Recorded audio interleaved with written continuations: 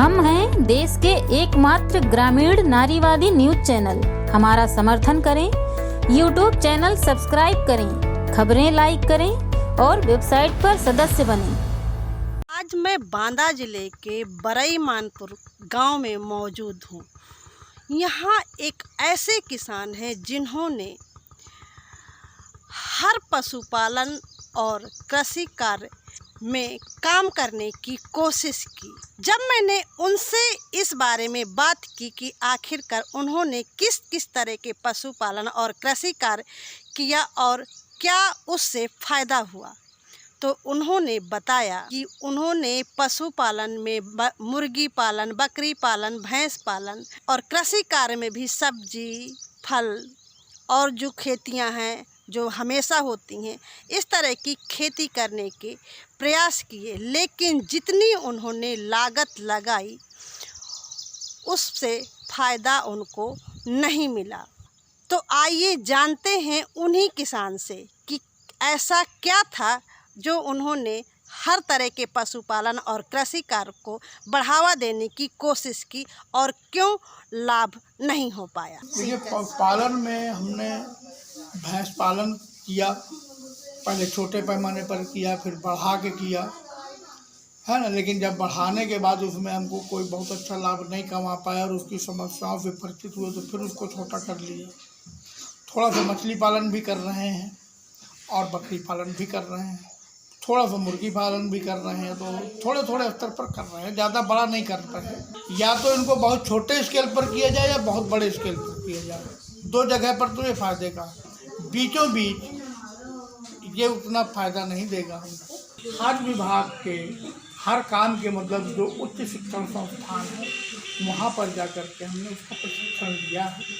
जैसे बकरी पालन के लिए जो केंद्रीय बकरी अनुसंधान केंद्र है मथुरा में, जब सब्जी का काम शुरू किया तो सब्जी के लिए हमारे 2 सेंटर हैं, कानपुर के कल्याण में है और बनारस में तो राष्ट्रीय स्तर का है। जब मछली का काम किया तो मछली के लिए ज़्यादा दूर तो नहीं जा पाए, लेकिन बांदा में ही उसकी ट्रेनिंग होती है।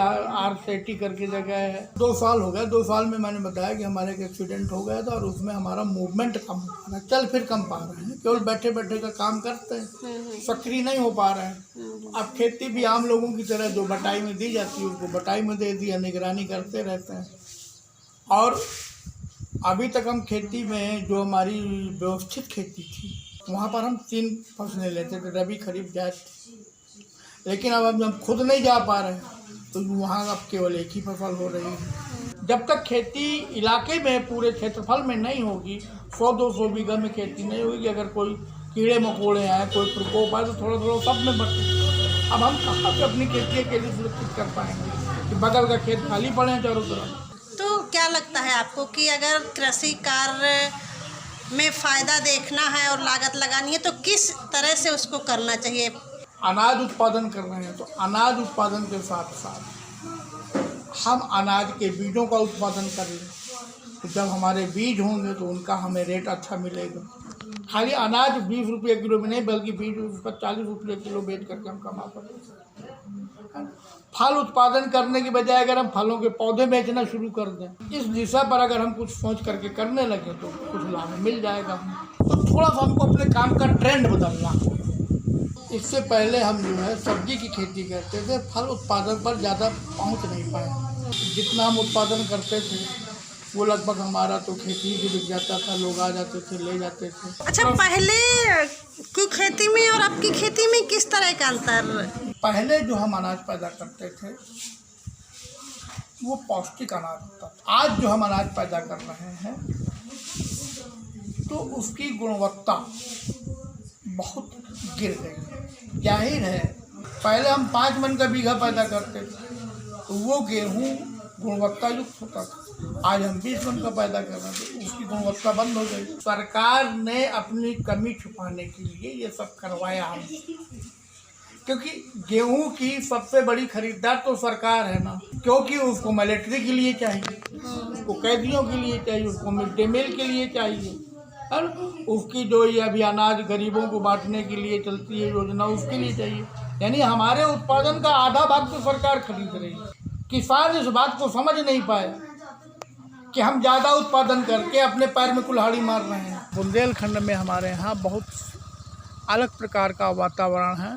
यहाँ एक वर्ष में 4 बार मौसम बदलता है, तो ऐसा कोई मतलब व्यवसाय नहीं है कि जिसको हम जो 4 बार के बदलाव को बर्दाश्त कर लें। इसलिए हम यहाँ बहुत सीमित समय में और बहुत सीमित अवधि के लिए काम करते हैं। खबर लहरिया, आपकी खबर आपकी भाषा।